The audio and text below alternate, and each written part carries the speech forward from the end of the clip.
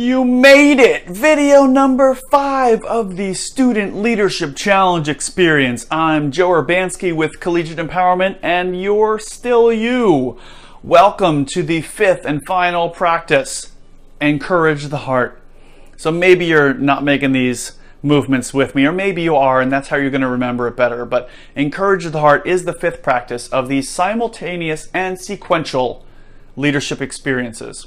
And we've got to make sure that we do all of them, but we have to remember that at the end of the day, we must encourage the heart. We've got to support people where they need supporting, right? So here are the 2 commitments. First, recognize contributions by showing appreciation for individual excellence, and then celebrate the values and victories by creating a spirit of community. Let's break it down. Recognize contributions.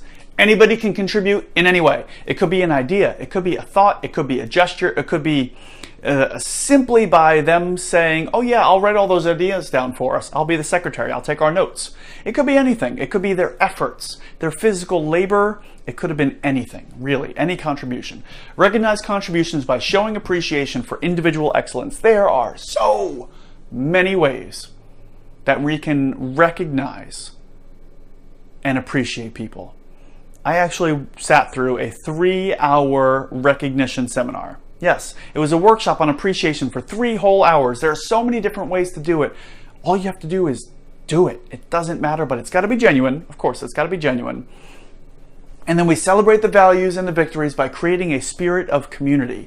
Don't make it about a one-to-one appreciation, but share publicly the appreciation that you have for those people. Recognize those contributions publicly. So here's what we do at Collegiate Empowerment.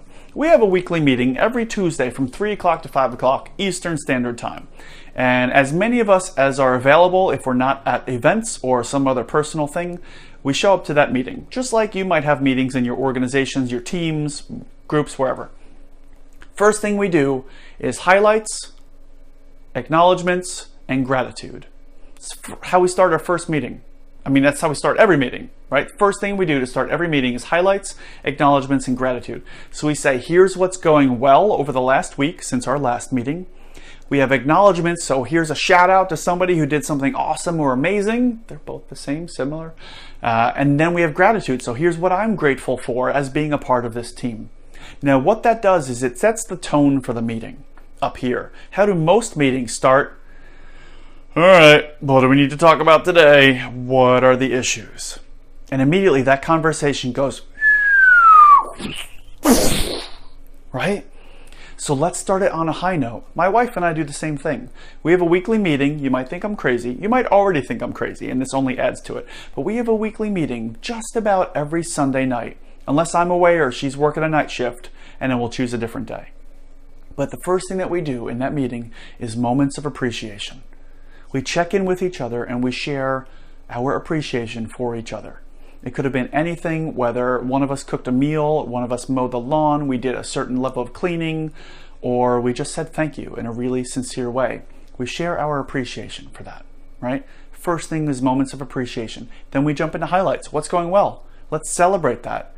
Then we jump into lowlights. What's not going well? What did we learn from our experience over the last week or two? Right? But this is my suggestion for you, and this is 30 years of research coming at you. Encourage the heart, recognize contributions, and celebrate the victories by creating a spirit of community. How do we encourage the heart, though? Where does it all start? It starts with you. It starts by being genuine. It starts by caring. It also starts by looking for ways to encourage the heart. Now, I know while the hardest of the 5 practices is inspire shared vision, that's the one that we do the least, I believe.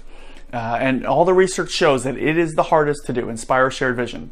I think the one that most people lack is encourage the heart. I've been doing this for over 12 years, and that's kind of what I found. I know for me personally, it's also my lowest. When I did the assessment, encourage the heart was my lowest as well. So you've got to actively look for ways to encourage the heart. My wife and I didn't just choose to have moments of appreciation in the front of our meeting for no reason. We did it because we don't always make the time throughout the week. So we put it on our agenda when we got together. And that's how we figured out, how do we encourage the heart? So now let's imagine you've got this experience here. You climb in a mountain, right? What do most people do when they climb a mountain? And now we're going to use this as a metaphor. So I'm going to say climbing that mountain is achieving a big goal. So you climb the mountain, you go, great. What mountain do we climb next? Isn't that what most people do? They achieve something great, then they say, okay, what do we need to do next? What's the next thing on the list? Cross that one off, let's move on to the next one. Instead of standing up there, looking down, whoa, look how far we've come. Focus on progress, not perfection. Instead of immediately jumping to the next thing, take a moment and look back. Don't just focus forward, but focus backward. See, how far have you come? That's how we encourage the heart. We honor our progress. We acknowledge what we've done. Heck, even halfway up the mountain, you could be saying, hey, look how far down we are. Or look how far up we are. Look how far down that is. That's amazing. Let's keep going. You guys are doing great work. Great climbing, great teamwork, whatever it is. Let's honor and appreciate how far we've come every moment that we've made any step further. And then make sure you compliment people. You want to learn how to give the best darn compliment in the world? I'm going to give that to you, but only if you really want it. So tell me, say, I want it. I'm sorry, I can't hear you. Go say, I want it. I can't hear you. Okay, never mind. You know I can't hear you. So how do we give the best darn compliment? Here's how we do it. First, be genuine. I've said that a few times in the video. First, be genuine. So you've got to be looking for it. You've got to be checking your surroundings, watching people, listening closely, listening to other people talk about that person, listening for other compliments. So you've got to give the compliment sincerely. That's step number one. 3 steps. Most people think it's just 1 step. Give the compliment sincerely. Hope you're writing this down. This is great stuff. 2, give them a reason why. So don't just tell them, hey, you did great work. Give a very specific compliment about the work that they did, about the effort that they put in, and then tell them why. Why does it mean so much to you? Why are you complimenting it in the first place? And then thirdly, follow it up with a question. What do you mean, follow it up with a question, Joe? I mean, if they're not the kind of person who likes the limelight, you take the limelight, you take the spotlight off of them by asking them a relevant question that gets them to think and now begin a conversation with you instead of the awkward, thanks, right? So somebody does a great work for you and the team, they do a great project, whatever it is. It's a marketing project, so flow with me on this. So they do a great job marketing. They get so many people to an event that you're putting together, right? Whether it's a group event, team event, athletic event, doesn't matter. They do an amazing job marketing. So you're going to compliment them on the amazing job that they did at marketing because there were so many people that showed up to the event, and if they didn't do the marketing in that way, it probably would have been a very dull, very quiet event. But because you had so many people that showed up, it was even better for everybody else. That's a good reason, right? Then follow it up with a relevant question. Don't ask them, oh, what are you doing next Tuesday? Ask them a relevant question by saying something like, what inspired you to do the marketing in that way? Or what was the biggest challenge that you had while you were doing it? Or what can we learn from this so that we can continue to market in such an awesome way like you did this time? Ask a relevant question. So let's recap the process. Step 1, say it with me, give the compliment sincerely and be as specific as you can. Step 2, what is it? Follow it up with a reason. Tell them why. And step 3, ask a relevant question that builds a conversation. Right? Now that's how you give the best darn compliment in the world. And we all know that we've got to give a lot of compliments. Now here's the amazing made up statistic about compliments. We did a lot of research on this, and I'm kidding. And we looked into a lot of books, and I'm kidding about that too. But we made up this statistic about compliments. And here is what we have made up. It takes 4 compliments to survive, 8 to grow, and 12 to thrive. So right now, first start with you. Give yourself a compliment. That's right, give yourself a compliment. It could be something as simple as, you made it through these 5 videos. Right? Give yourself a compliment. Start with acknowledging and honoring yourself. You're great too, aren't you? right? Practice with yourself. But be honest. Now think of 4 people, because the statistic says that it takes 4 compliments to survive. So think of 4 people that you can give compliments to, and hopefully they're getting compliments from other people. But 4 people, write their names down. What do you need to compliment them on? What are 4 ways that you can compliment a few people on something that they've done that's been pretty amazing? And this is going to be the activity, the exercise, the follow-up, coursework, homework, if you will, to follow up on Encourage the Heart. So I hope you got 4 names, 4 people, 4 amazing things that they did. And let's begin to wrap this up with the behaviors. First behavior is praise people, right? That's the whole point of Encourage the Heart. Praise people. Don't praise the thing that they did, but praise the person for the work that they did, the effort that they put out there in the marketing experience. Don't say, that was great marketing. Thanks. That's how people respond to that. Say, you did a fantastic job putting up the marketing and the flyers. You did so much work all by yourself. You put together a wonderful team of people who created this marketing experience. That was fantastic. Way to go.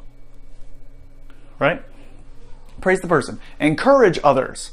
That is what happens when you're reinforcing the behavior that they did. Right? They do something amazing, you compliment it, and you're now reinforcing it. You're encouraging others. Express appreciation for people's contributions. So you've got to look for it though, right? Next is publicly recognize alignment with values.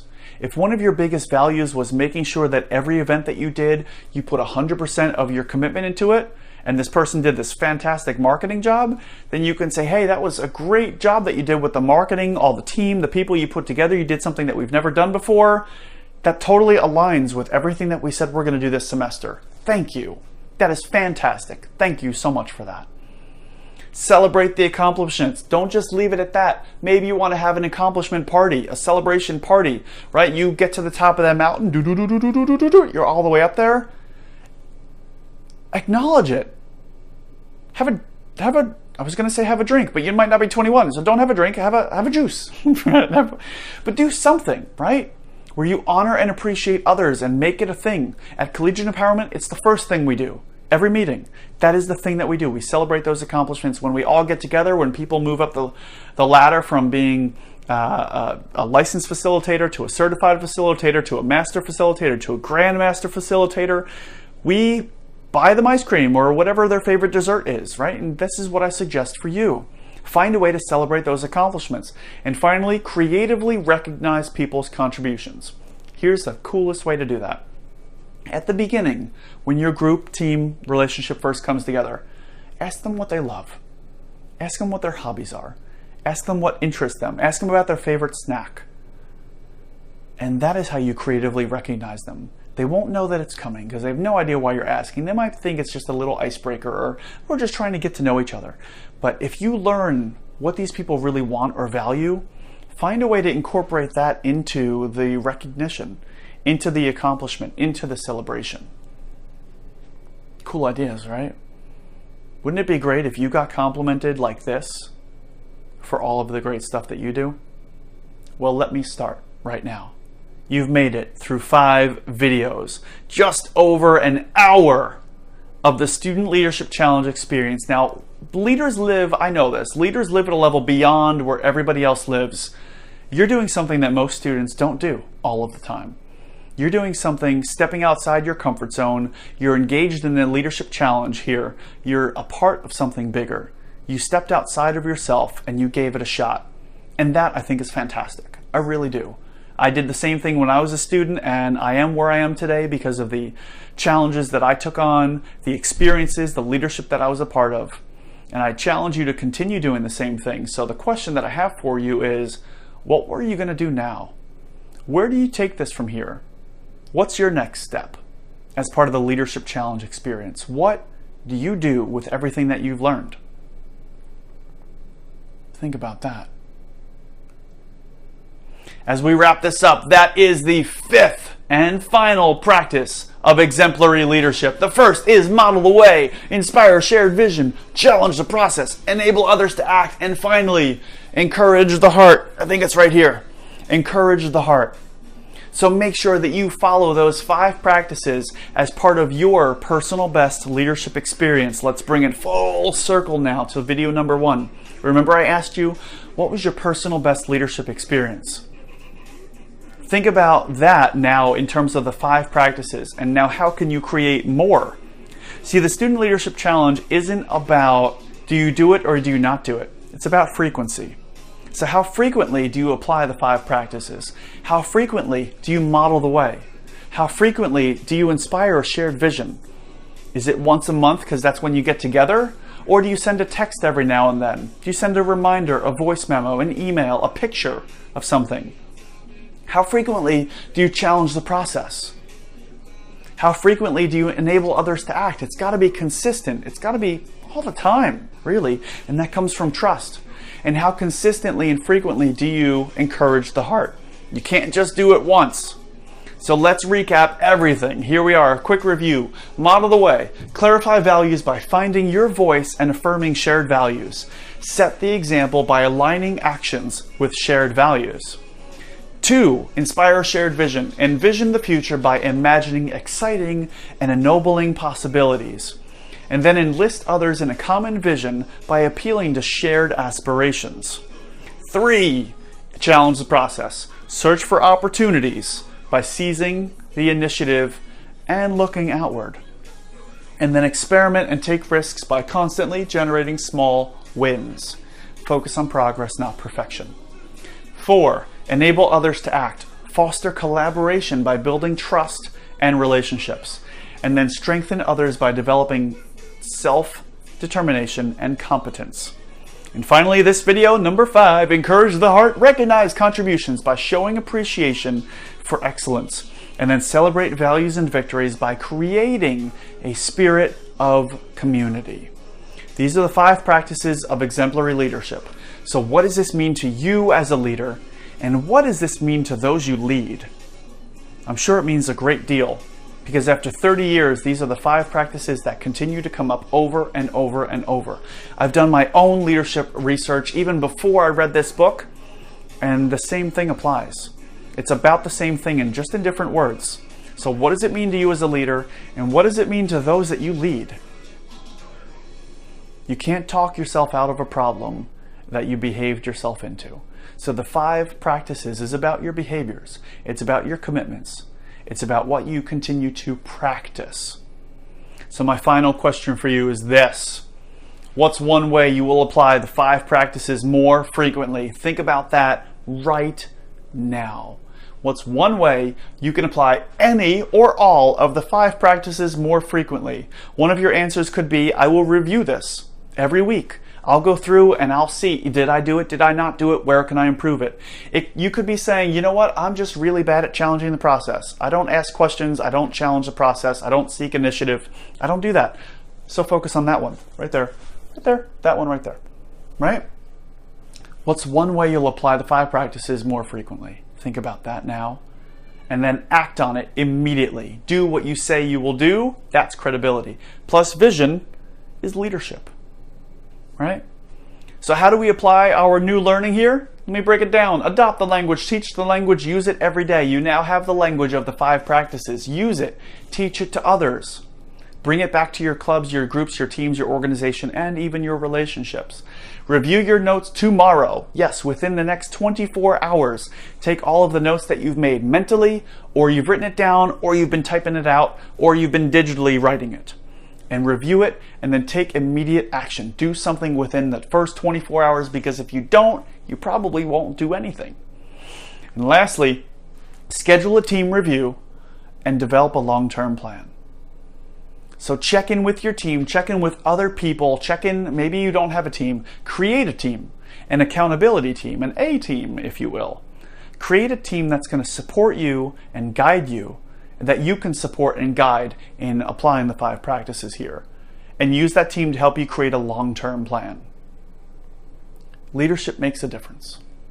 We know that it does. From Martin Luther King Jr. to Mother Teresa to JFK to Malcolm X, Christopher Reeve, you think of any great leader, they make a difference, and so do you. You've decided to be a part of this program. You've decided to take on the challenge of the Student Leadership Challenge. You are a leader, and you will make a difference. I believe that. So think about this. I'd like to be known as a leader who, fill in the blank. Take a moment right now. Final thing that we're doing, I promise. Final thing in this series of videos. I'd like to be known as a leader who, blank. What is it? How do you want to be known? How do you want to be remembered? What is your legacy? I know for me, I'd like to be known as a leader who inspires purpose and helps people find meaning in their lives, their relationships, and their career so that they can figure out what it is that's most important to them and they can create a life worth living and ultimately live with undeniable purpose. That's how I want to be remembered. People won't remember who you are, what you tell them, what you say, but they'll remember how you make them feel. So how do you want people to remember you? What's the feeling that they're going to get from you? I'd like to be known as a leader who, blank. That is your final assignment as we wrap this up. Liberate your personal best, liberate the leader within, and make sure that you apply these 5 practices of exemplary leadership. Thanks for being here. I'm Joe Urbanski with Collegiate Empowerment. Take it easy. Have a great day. Have a great experience. Apply the 5 practices and be an awesome leader because you can now. Take it easy.